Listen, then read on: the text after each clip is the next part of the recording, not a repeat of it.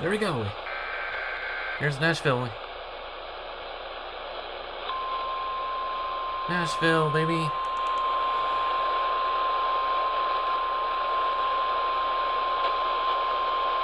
The National Weather Service in Nashville has issued a severe thunderstorm warning for Montgomery County in Middle Tennessee, northwestern Cheatham County in Middle Tennessee, northwestern Robertson County in Middle Tennessee, until 10:30 p.m. Central Daylight Time. At 9:29 p.m. Central Daylight Time, severe thunderstorms were located along a line extending from 6 miles west of Fort Campbell to near Tennessee Ridge, moving east at 45 miles per hour. Hazard, 60 miles per hour wind gusts and penny-sized hail. Source, radar indicated.